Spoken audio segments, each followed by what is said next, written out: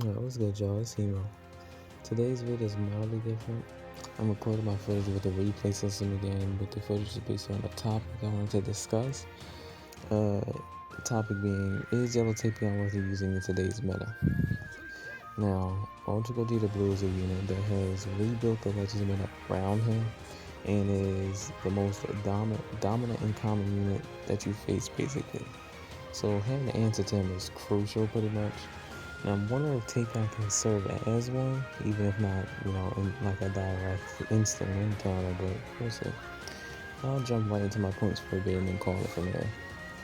And, the main reason why I think Tapion might prove useful is that, first things first, he already has a solid comp that he can be running, with movies being probably the strongest comp in the game, being ran mostly by Beast Gohan and Ultra Gogeta Blue, which he can serve to be as like a secondary third supportive pick in place of Pan if you so desire, because Ultra Gogeta being as common as he is, he might have argument to be a mildly more what do I want to say?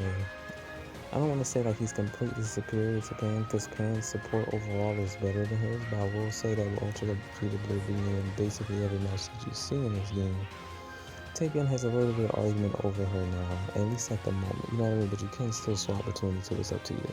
This isn't to argue that like Tapion just completely clears Pan or anything like that. It's just, if you're looking for some sort of answer to some of the things that Gogeta Blue has, I feel like Tapion might have it. For first things first, I think the most annoying thing about Gogeta Blue, honestly, is probably just his unique gauge. Every time it fills, you're basically not allowed to use long range attacks on him for the most part. You try to use a blast card or you try to use a long range blue card, you just get countered because his unique gauge gets used and he cancels your combo entirely, resets the playing field back to neutral.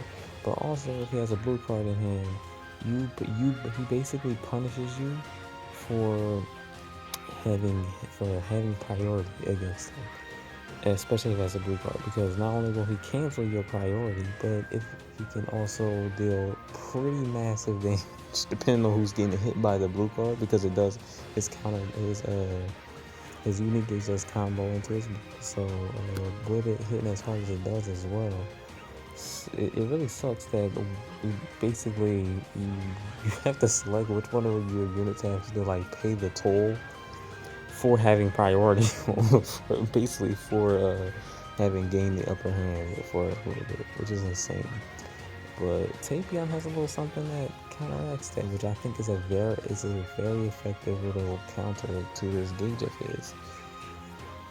Now, Tapion on strike card seals, and on random strike card, he seals blue cards and green cards without time cards. Now, this is effective in a couple of things. First things first, for Ultra Gogeta, for someone like Ultra Gogeta, or even against Beast Gohan as well, or just generally units who have cover changes or any sort of actions that they can counter and combo into a blue card, it's very effective.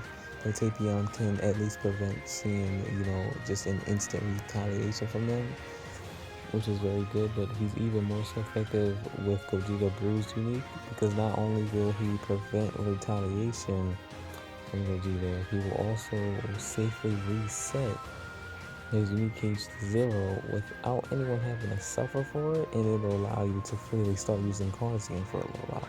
I think that's very strong right now, because Gogeta's unique gauge is definitely very annoying. One of his most powerful effects, and you can get it 3 different times. So having someone who can at least safely proc it for you without any major risk is pretty good.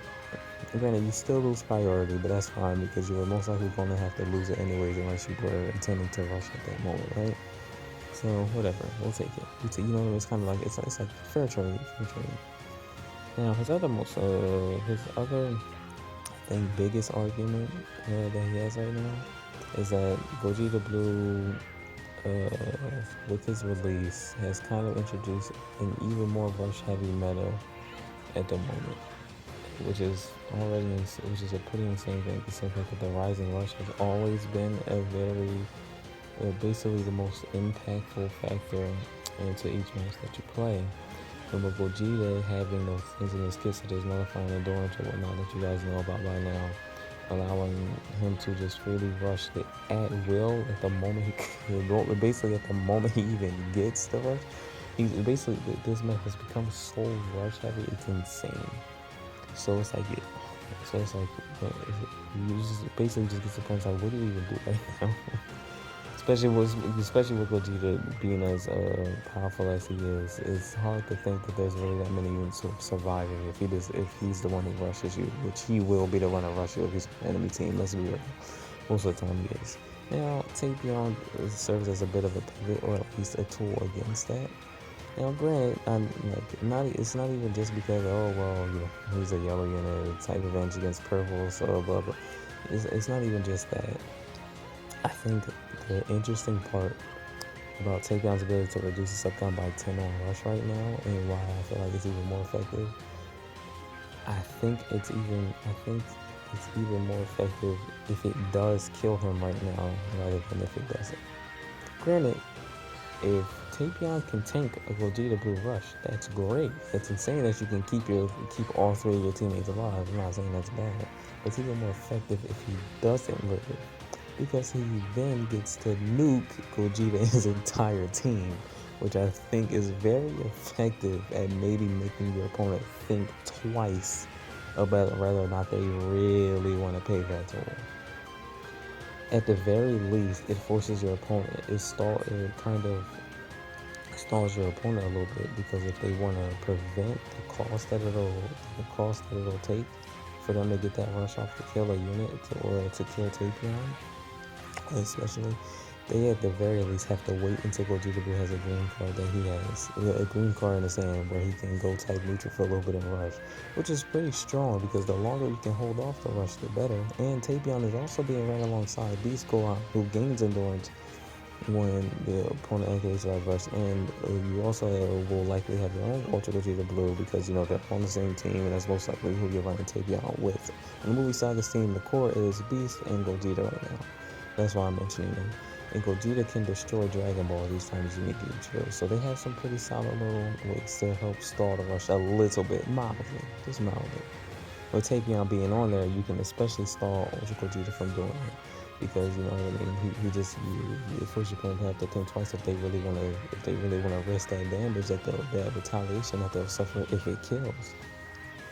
And I think these factors, Tapion being able to specifically not only have it be a soft counter to Gogeta's unique gauge, but also being something really solid unit to push back against Gogeta's little instant rush that he's got going on right there, that he's got going for himself right now.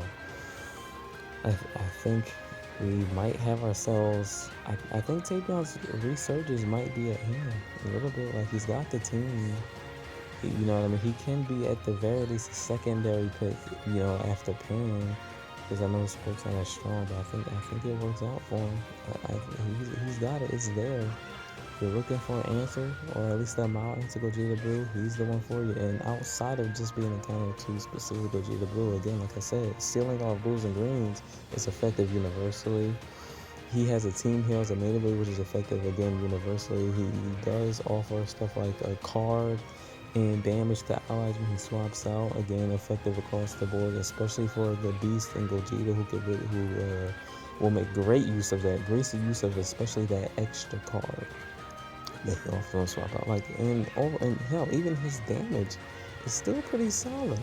His damage is still pretty solid. Now, granted, it's a little bit more conditioned because he's a ramp up unit, in a sense, but even then, his damage can still ramp up to be pretty good, especially with his green giving him double progress speed and nullifying cover changes his blast to strikes, which is also, well, maybe good and bad versus Gogeta's unique gauge, because when Gogeta's unique gauge fills, he destroys your strike guards. I mean, I guess that could be both good and bad. But Tapion, honestly, I think he's versatile enough, while also offering a few solid counters to Ultra Gogeta's mechanics. I generally think I generally think it might be worth, taking a look at him again. But we'll see. We'll see if I'm right or wrong. We'll see. I'll probably try using them more in future videos, at least one more time, and see if I can make use of the points I've addressed in this video today. But I would like to hear how you guys feel, and if you guys think if Tapion is actually worth taking a look at right now, because I know he was pretty strong on the release and kind of faded away along with Dragonfish Goku from the 4-year anniversary. But yeah, we'll see. I think it's there, at least me personally. But maybe, what do you guys think? Am I gassing them up too much? Am I overthinking it, or do you think I might be on to something? Definitely let me know. But for now, I think I'll call at least my discussion side here. The footage might be ending soon too, so I'm gonna go ahead and get out of here. I hope you guys enjoy your day, and that's about it. Peace.